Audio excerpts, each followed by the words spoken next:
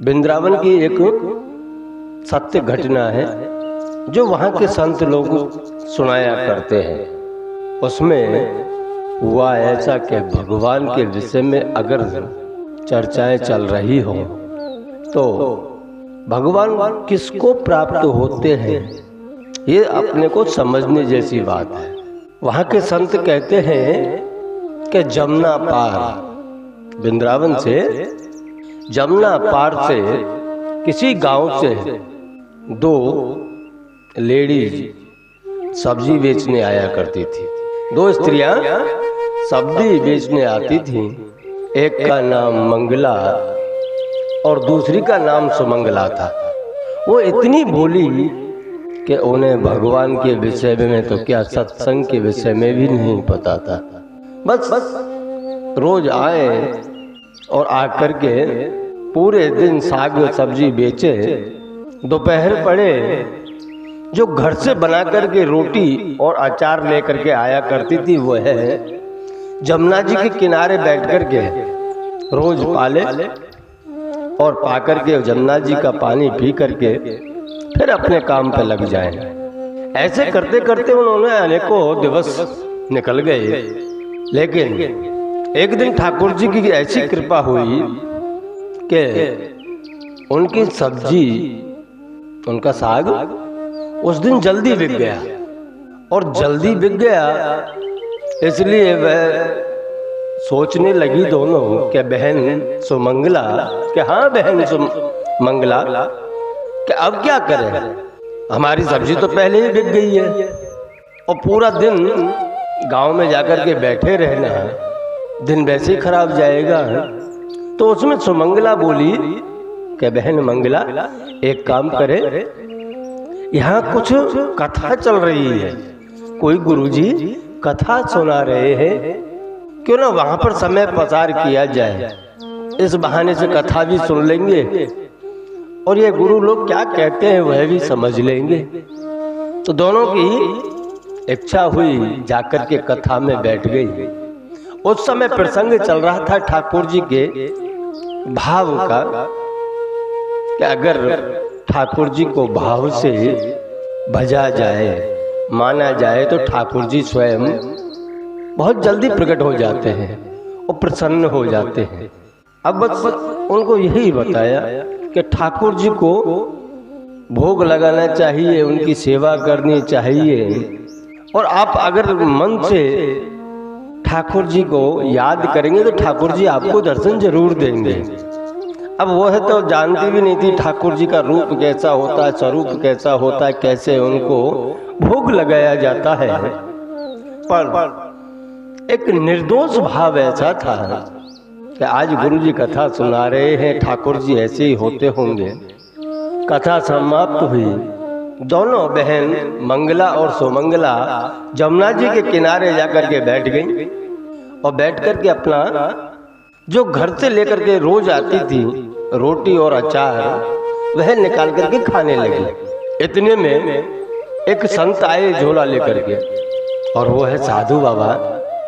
स्वयं का झोला वहां रख करके वस्त्र उतार के और कमंडल लेकर के जंगल में निकल गए अपना नित्य नियम करने के लिए, जो दोपहर के बाद का नियम होता है। वह इधर वह मंगला और सुमंगला दोनों बहन सोच रही थी कि हमारे जैसे पापियों के पास में भगवान नहीं है, क्योंकि हमने तो कभी भगवान को भजन भी नहीं किया।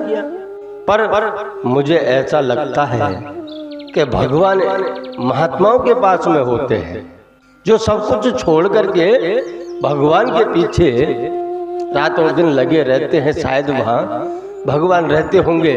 तो सुमंगला बोली तो इसमें देर क्यों करे बहन मंगला, वह साधु बाबा अभी गया है और वह सारे वस्त्र उतार के गया है, ठाकुर जी तो उसके पास में थे नहीं, चलो उसके झोला में होंगे। तो दोनों बहन गई और साधु बाबा का झोला को बिखेरने लगी। उसमें से एक एक करके सारे वस्त्र निकाल के बाहर फेंक दिए, लेकिन ठाकुर जी कहीं मिले नहीं। अब जब ठाकुर जी नहीं मिले तो अंदर जाकर के एक छोटी सी डिब्बी नजर पड़ी और उस डिब्बी को जब खोला तो उसके अंदर छोटे से लड्डू गोपाल बैठे हुए थे। अब एक तो भक्ति के बारे में जानते नहीं, भाव है कि अब भगवान मिल गए हैं, ठाकुर जी मिल गए। तो एक बहन बोली कि बहन देख, ठाकुर जी तो मिल गए बाबा के, पर बाबा मुझे ऐसा लगता है कि साधु महाराज ठाकुर जी को डरा धमका करके रखते हैं। कैसे उसको उसमें डिब्बी में बंद करके रखा हुआ है, मुझे लगता है वह डराते हैं ठाकुर जी को, और ठाकुर जी भी डर के बैठे रहते हैं। देख इनके पैर कैसे मुड़ गए हैं, डर के मारे एक जगह बैठे रहने से। अब उनको ये नहीं पता कि ठाकुर जी के पैर भी ऐसे ही रहते हैं, लेकिन भाव है कि ठाकुर जी हैं और ठाकुर जी के पैर मुड़ गए हैं। एक बोली कि बहन बाबा आए, साधु महाराज आए, उससे पहले ठाकुर जी से हम कह देंगे और उनके पैर सीधे कर देते हैं। उसी क्षण दोनों बहनों ने ठाकुर जी के एक एक पैर पकड़े और कहा कि ठाकुर जी आप घबराओ मत, हम आ गए हैं, जब तक बाबा ना आए तब तक तुम तुम्हारे पैर सीधे कर लो। तो एक एक करके दोनों ने पैर पकड़े। इधर ठाकुर जी की, क्योंकि ठाकुर जी तो बहुत जल्दी रीझ जाते हैं, बहुत जल्दी प्रसन्न हो जाते हैं, खाली निर्दोष भाव से भक्ति होनी चाहिए। यहाँ निर्दोष भाव से भक्ति थी मंगला और सुमंगला की, क्योंकि जहाँ निर्दोषता होती है वहीं भगवान प्रकट होते हैं। अब उनको यह नहीं पता कि पाप किसे कहते हैं, पुण्य किसे कहते हैं, कथा किसे कहते हैं। वह तो बस स्वयं की रोजमर्रा का जो गांव का जो नियम था, साग बेचना, साग बेच के जो भी पैसा आए अपना घर गृहस्थी चलाना, ऐसे दोनों बहनें जिंदगी गुजारा किया करती थी। लेकिन उस दिन ठाकुर जी को उन्होंने साक्षात देखा कि ये साक्षात ठाकुर जी हैं, और ठाकुर जी की दोनों बहनों ने पैर को पकड़ा कि ठाकुर जी थोड़ी देर के लिए आप पैर सीधे कर लो, बाबा आए उससे पहले आपके पैर सीधे हो जाएंगे, थोड़ी थकान उतर जाएगी। भगवान भी बहुत दयालु हैं। जैसे ही मंगला और सुमंगला दोनों बहनें पैर खींचने लगी तो ठाकुर जी ने भी पैर लंबे कर दिए, और ठाकुर जी ने जब पैर लंबे कर दिए तब एक बहन बोली कि बहन मुझे लगता है बाबा कभी भगवान को खिलाते नहीं, ठाकुर जी का देखो मुझ चेहरा कैसा उतर गया है, लाओ इनको थोड़ा सा खिला देते हैं। पर जो झूठी अचार और रोटी पड़ी हुई थी, बची हुई थी, वह रोटी लेकर के आई और ठाकुर जी को भोग लगाने लगी। ठाकुर जी भी बहुत प्रेम से वह अचार और रोटी आरोगते रहे। बस इतना कार्यक्रम चल ही रहा था, तब तक देखा तो साधु महात्मा जंगल में से लौटे।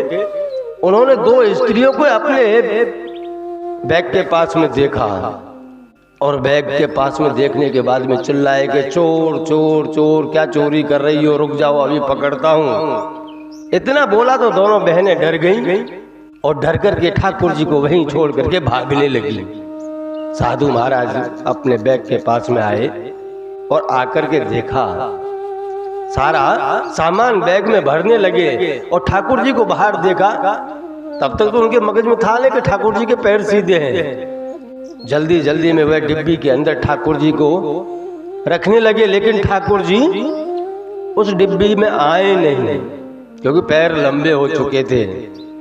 इधर जब महात्मा को पता चला कि ठाकुर जी के पैर लंबे हो गए, शायद इन्हीं दोनों बहनों ने किए हैं, अरे इधर तो फिर तो संत थे, द्रवित हो गए कि प्रभु हम आपको रात और दिन लेकर के घूमते हैं, आपके नाम की माला करते हैं, आपने आज तक हमारे ऊपर ऐसी कृपा नहीं की। और ये बहनें आकर के आपके अचार वाली रोटी, झूठी रोटी खिला करके गई, आपके पैर भी सीधे कर दिए। मुझे खाली इन बहनों के चरण की रज मिल जाए, बस इतना ही चाहिए। बाबा रोता जाए और उन बहनों के पीछे पीछे दौड़ता जाए कि बहनों खड़ी रहो, मुझे बस आपके चरण स्पर्श करने हैं। पर बहनों को ऐसा लगे बाबा हमको मारने आ रहे हैं, इसलिए बहन भी वहां से दौड़ने लगी। मेरा कहने का मतलब इतना ही है कि अगर भगवान को तुम मानते हो